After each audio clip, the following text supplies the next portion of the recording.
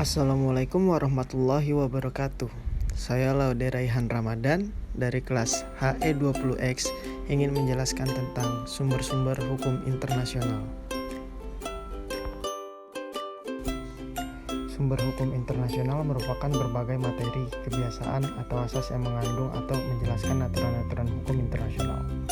Dalam hukum internasional, tidak terdapat badan legislatif yang dapat mengeluarkan undang-undang yang mengikat semua negara, sehingga hukum internasional dibuat berdasarkan tindakan dan kebiasaan negara sebagai pemegang kedaulatan. Pada pasal 38 ayat 1 Statute of International Court of Justice atau ICJ terdapat 4 sumber hukum internasional, yaitu perjanjian internasional, kebiasaan internasional, prinsip hukum, keputusan pengadilan, dan doktrin atau karya hukum. Sumber hukum internasional diklasifikasikan ke dalam 2 golongan, yaitu sumber hukum primer dan sumber hukum subsidiar. Sumber hukum primer atau sumber hukum utama sifatnya dapat berdiri sendiri. Sumber hukum primer yaitu perjanjian internasional, kebiasaan internasional, dan prinsip hukum umum. Sumber hukum subsidiar atau sumber hukum tambahan sifatnya tidak dapat berdiri sendiri dan hanya sebagai pelengkap. Sumber hukum subsidiar yaitu keputusan pengadilan dan doktrin atau karya umum. Berdasarkan daya ikatnya, sumber hukum primer lebih mengikat dibanding dengan sumber hukum subsidiar.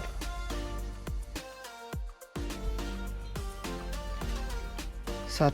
Perjanjian internasional, yaitu perjanjian yang diadakan antara anggota masyarakat bangsa-bangsa atau subjek hukum internasional dan tujuan untuk mengakibatkan suatu akibat hukum tertentu atau hubungan antara subjek hukum internasional yang menimbulkan hak dan kewajiban. Perjanjian hukum internasional ini dibuat dalam bentuk tertulis dan mengikat pihak yang terlibat dalam perjanjian internasional tersebut.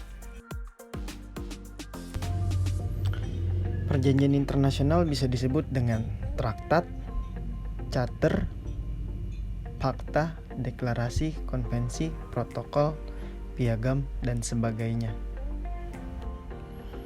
Vienna Convention tahun 1986 tentang perjanjian internasional, khususnya antara organisasi internasional atau organisasi internasional negara.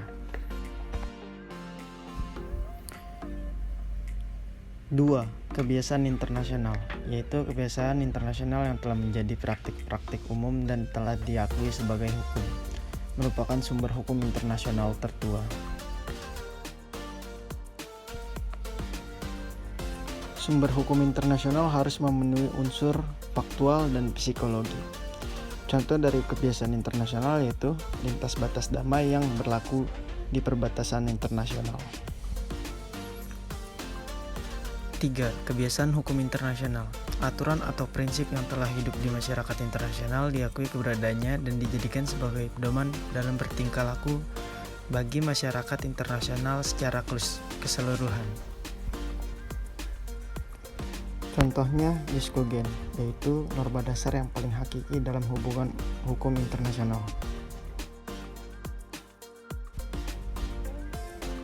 4. Putusan pengadilan dan doktrin karya hukum.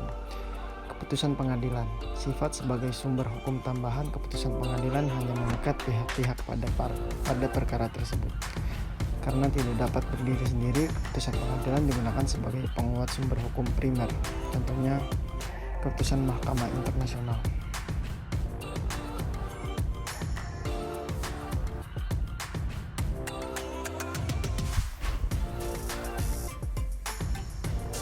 Karya hukum sifatnya sebagai sumber hukum tambahan dan tidak mengikat juga tidak menciptakan hukum.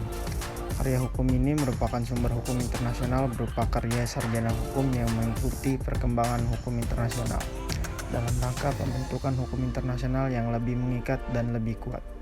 Contohnya panitia ahli hukum yang diangkat oleh Liga Bangsa-Bangsa tahun 1920 untuk memberikan pendapatnya mengenai masalah Kepulauan Ireland.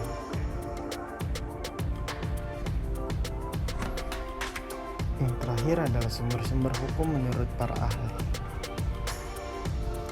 Menurut Mokhtar Kusumaatmadja, Hukum internasional sebagai keseluruhan kaidah asas hukum yang mengatur hubungan antar atau persoalan yang melintas atas negara atau hubungan internasional yang bukan bersifat perdata.